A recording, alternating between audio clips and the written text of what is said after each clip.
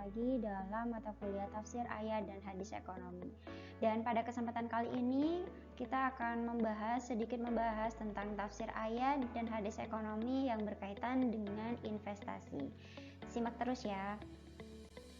Investasi itu berasal dari kata investment dari bahasa Inggris yang bermakna menanam.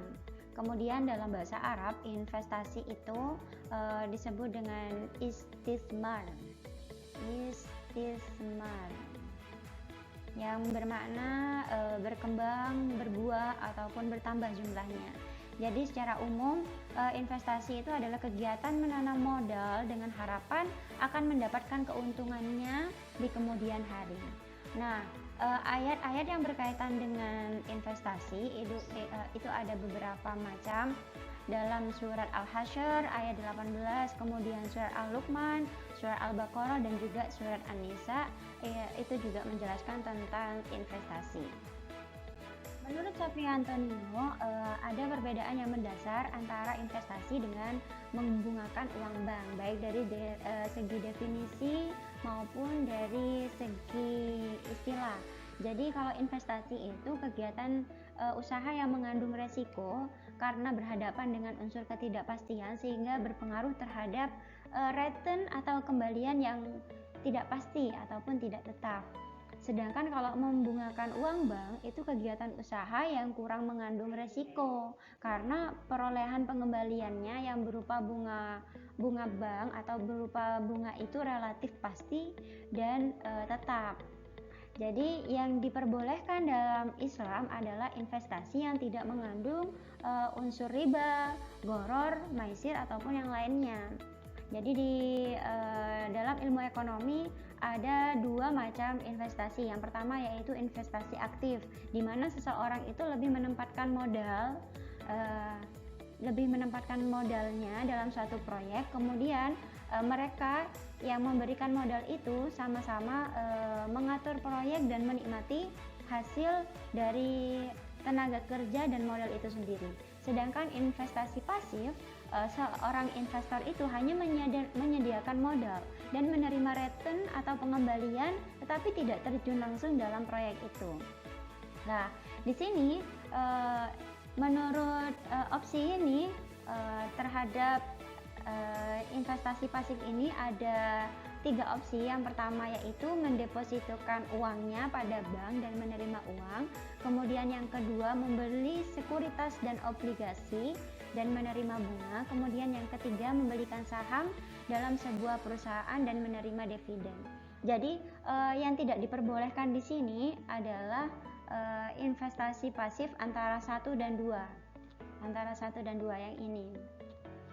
Dimana kalau misalkan kita investasi kemudian hanya mendepositokan modal uangnya pada uang dan hanya menerima bunganya saja, maka itu yang tidak diperbolehkan. Atau yang kedua, membeli sekuritas dan obligasi dan menerima bunganya saja. Nah, kalau yang ketiga ini, opsi yang ketiga ini membelikannya pada saham dan sebuah perusahaan dan menerima dividen, ini masih ada yang memperbolehkan. Jadi investasi pasif di sini ada tiga opsi yang menjelaskan kebolehannya. Nah, kalau investasi di bank syariah itu menggunakan prinsip mudharabah. Yang pertama yaitu ada yang menggunakan mudharabah mutlaqah, di mana mudharabah mutlaqah itu kerjasama antara dua pihak, di mana shahibul mal, pemilik dana, itu menyediakan modal dan memberikan kewenangan penuh terhadap mudharib, yaitu orang yang menjalankan bisnis. Kemudian yang kedua yaitu mudharabah muqayyadah, di mana kerjasama antara dua belah pihak yang penyedia atau pemilik dana menyediakan modal dan memberikan kewenangan terbatas kepada mudharib dalam menentukan jenis dan tempat investasi. Selanjutnya kita akan membacakan ayat yang berkaitan dengan investasi. Jadi telah disebutkan tadi bahwasanya investasi dalam Al-Quran itu ada dalam surat Al-Hasyr ayat 18, kemudian Luqman ayat 34, Al-Baqarah 261, kemudian surat An-Nisa ayat 9. Di sini saya akan menjelaskan tafsir ayat surat An-Nisa ayat 9 dan surat Al-Hasyr ayat 18. Kita baca suratnya bersama. Yang pertama yaitu surat An-Nisa ayat 9. Bismillahirrahmanirrahim. وَلْيَخْشَى الَّذِينَ لَوْ تَرَكُوا مِنْ خَلْفِهِمْ ذُرِّيَّةً ضِعَافًا خَافُوا عَلَيْهِمْ فَلْيَتَّقُوا اللَّهَ وَلْيَقُولُوا قَوْلًا سَدِيدًا. وَلْيَخْشَى الَّذِينَ law taraku min khalfihim dzurriyyatan di'afan khafu, dan hendaklah takut kepada Allah orang-orang yang sekiranya meninggalkan keturunannya yang lemah di'afan, yang lemah di belakang mereka. Yang mereka khawatirkan itu terhadap kesejahteraannya. Oleh karena itu falyattaqullah, maka hendaklah mereka itu bertakwa kepada Allah, walyaqulu qaulan sadida, dan mereka berbicara dengan tutur kata yang benar. Jadi munasabah ayat pada ayat 9 dalam surah An-Nisa ini, pada ayat sebelumnya di situ Allah itu menjelaskan tentang anjuran sebagian dari harta warisan yang didapatkan oleh kerabat yang tidak ada bagiannya. Jadi pada ayat sebelumnya itu dijelaskan tentang harta warisan, pembagian harta warisannya. Kemudian pada ayat ini dijelaskan tentang anjuran memperhatikan bagaimana sih nasib anak-anak yang ditinggalkannya, yang kemudian menjadi anak yatim.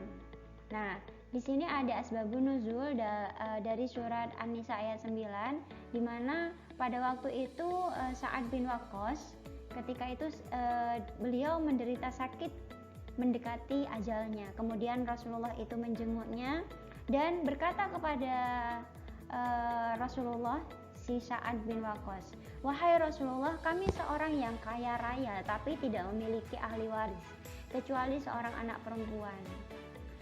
Apakah boleh aku menyedekahkannya 2/3 dari harta kekayaanku?" Maka Rasulullah menjawabnya, "Tidak boleh," kata Sa'ad. Kemudian, "Adakah separuh? Bolehkah separuh?" kata si Sa'ad. Rasulullah pun menjawabnya, "Tidak. Kalau misalkan 1/3 ya Rasulullah." Ya, 1/3. 1/3 itu sudah sangat banyak. Dari situ asbabun nuzul dari surat An-Nisa ayat 9. Jadi ini sebenarnya lebih menjelaskan kepada wasiat atau warisan ya. Oke. Tafsir global dalam surat An-Nisa ayat 9 ini. Jadi pada surat An-Nisa ini ayat 9 Allah itu memerintahkan kepada manusia jangan sampai meninggalkan keturunan yang lemah. Jadi baik itu lemah moral ataupun lemah material. Jadi ayat ini biasanya itu sering dijadikan khutbah ataupun sebagai dalil bagi penganjur KB ya, keluarga berencana. Sebenarnya ayat ini lebih eksplisit menganjurkan untuk meningkatkan kehidupan perekonomian kita dengan mempersiapkan investasi menuju kesejahteraan yang nantinya akan dinikmati oleh anak cucu kita. Nah, selanjutnya yaitu surat Al-Hasyr ayat 18. Kita baca, Bismillahirrahmanirrahim. Ya ayyuhalladzina amanu taqullaha wal tanzur nafsum ma qaddamat lighad wattaqullaha innallaha khabirum bima ta'malun. Ya ayyuhalladzina amanu, wahai orang-orang yang beriman, ittaqullah, bertakwalah kepada Allah, wal tanzur nafsum ma qaddamat lighad, dan hendaklah setiap orang itu memperhatikan apa yang telah diperbuatnya untuk hari esok, yaitu hari kiamat nanti. Wattaqullah, dan bertakwalah kepada Allah, innallaha khabirum bima ta'malun, dan sesungguhnya Allah itu maha mengetahui atau maha meneliti terhadap apa yang kamu kerjakan. Jadi keterkaitan ayat surat Al-Hasyr ayat 18 ini terdapat dalam surat Al-Baqarah ayat 10, di mana dalam surat Al-Baqarah di sini Allah itu menjelaskan tentang sifat orang munafik.